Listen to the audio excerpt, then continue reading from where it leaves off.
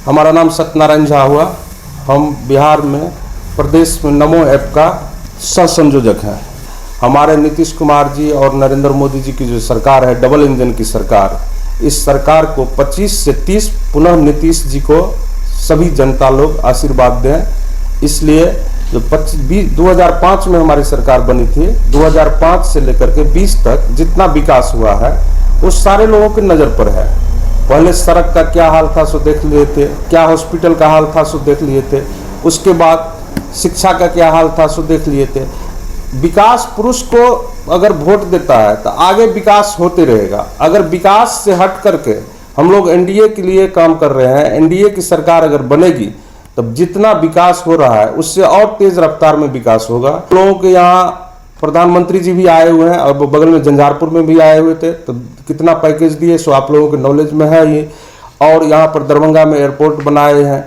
ऐसे ऐसे करके इतना विकास हो रहा है जो सभी लोग यहाँ पर देख रहे हैं जो क्या क्या काम किए हैं नरेंद्र मोदी जी और नीतीश कुमार जी।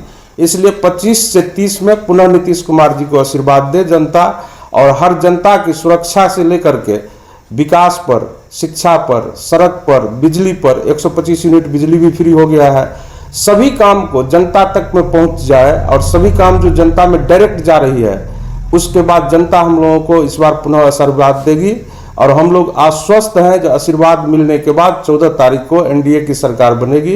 एनडीए की सरकार बनने के बाद पुनः हम लोग नरेंद्र मोदी जी और नीतीश कुमार जी मिलकर के विकास करेंगे। सर, तेजस्वी लगातार कहते हैं कि नीतीश जी का अब उम्र हो चुका है, उनसे कोई काम नहीं हो रहा है, युवाओं को मौका मिलना चाहिए। अच्छा, तेजस्वी जी कहते हैं तो उनका तो कहना काम है, लेकिन आप ये देख रहे हैं जो अभी तुरंत 2 रोज पहले जो अपने यहाँ मौसम खराब था तो तेजस्वी जी 36 बरस का है और वो चले गए घर, जो नहीं चुनाव प्रचार में जाएंगे। हमारे मुख्यमंत्री जी 74 बरस का है और 11 जिला में घूम करके आए। आपके बगल में हरलाखी में भी मीटिंग किए हैं, बाबूबड़ी में भी मीटिंग किए हैं और वो पानी में भींग भींग करके मीटिंग किए हैं। तो उम्र क्या हो गया? उम्र, काम करने की उम्र की कोई सीमा नहीं होती है। अब जो बच्चा रहता है वो भी चाहता है काम नहीं करें, जो बूढ़ा रहता है वो भी चाहता है काम करें। नीतीश कुमार जी का पूरा जीवन, नरेंद्र मोदी जी का पूरा जीवन समर्पित है हम लोगों को भारत के विकास के लिए, बिहार के विकास के लिए।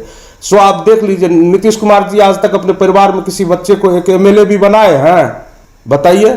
अगर नहीं बनाए हैं तो जनता वो क्या कर रहे हैं? जनता का सेवा कर रहे हैं। नरेंद्र मोदी जी आज तक अपने परिवार में किसी को आगे बढ़ाए हैं राजनीति में? भारतीय जनता पार्टी में ऐसा कोई संस्कार नहीं है जो हम बनेंगे तो फिर मेरा बेटा बनेगा, मेरा बेटा बनेगा तो फिर मेरा पोता बनेगा। जो काम करेगा वो बनेगा। आप ये देख लीजिए, जो काम करता है तो वो अगर सांसद का बेटा भी है तो बनेगा, और काम नहीं करता है तो वो नहीं बनेगा। तो अभी बिजली पर कंट्रोल कर लिए, आप रोड पर कंट्रोल कर लिए, तो आप अच्छा जो है सो उद्योग भी आ जाएगा। बहुत जल्दी आ रहा है उद्योग। हमारे बगल में उद्योग मंत्री जी लड़ रहे हैं झंझारपुर से, नीतीश मिश्रा जी। अगर उनके पास पुनः उद्योग विभाग आया तो मधुबनी और झंझारपुर से लेकर के पूरा बिहार में वो बहुत योग्य भी है, पूरा बिहार में उद्योग भी लग जाए। उद्योग की बात की जाए तो मधुबनी और दरभंगा मिलाकर के कई चीनी मिल है, क्या चीनी मिल फिर से चालू हो सकेगा?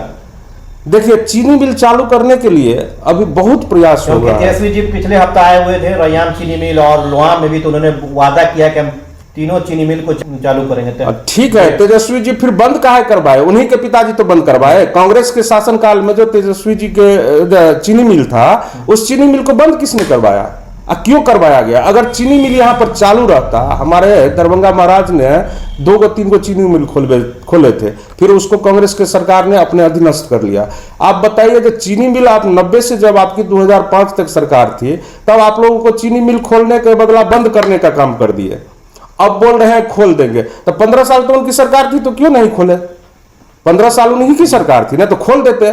अगर किसी कारण बस बंद हो गया, हो सकता है बंद हो जाता है कोई चीज, तो 15 साल में नहीं खोल पाए, आज बोल रहे हैं खोलने के लिए। हमको तो किसी जिला में टफ नहीं लग रहा है। हम लोग तो ये सोच रहे हैं कि 2010 में हम लोगों को 217 सीट आया था, उससे ज्यादा सीट हो सकता है। आप देख लीजिएगा, रोड पर हो या नहीं हो, घर में सारा एनडीए का वोट है।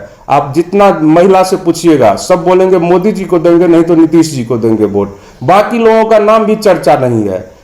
भाजपा का टिकट नहीं मिलना मधुबनी विधानसभा में, क्या एनडीए गठबंधन को नुकसान का सामना करना पड़ेगा? नहीं, ऐसा कोई नहीं है। आप पता कर लीजिए, पूरा भाजपा संगठन में जुड़े हुए हैं। हम लोग 5 पांडव मिलकर के चुनाव लड़ रहे हैं, जिसमें जिसको जहां से टिकट मिल गया, इस सीट गठबंधन का है, एक भाई लड़ रहा है मधुबनी से, तो दूसरा भाई लड़ रहा है आपको झंझारपुर से, क्या लग तीसरा रहा है माधवानंद जी जीतेंगे मधुबनी विधानसभा से? एकदम जीतेंगे, जीतेंगे, एकदम जरूर जीतेंगे। जनता से क्या अपील करेंगे, चुनाव का समय नजदीक आ रहा है? जनता से वही अपील कर रहे हैं कि एनडीए गठबंधन की जो जहां पर कैंडिडेट हैं उस कैंडिडेट को आप लोग समर्थन दीजिए, वोट दीजिए। हम लोग 5 पांडव मिलकर के जो चुनाव लड़ रहे हैं उसमें कहीं कर कमल फूल छाप है जो भारतीय जनता पार्टी की है, कहीं तीर छाप है जो जनता दल यूनाइटेड है, कहीं पर आरएलएम पार्टी है जो मधुबनी में है उसका गैस सिलेंडर छाप है, कहीं पर जीतन राम मांझी जी की हम पार्टी है जो कराही छाप है, और कहीं पर आपको रामविलास जी के हेलीकॉप्टर छाप है। हम लोग सारे 5 पांडव एक साथ हैं।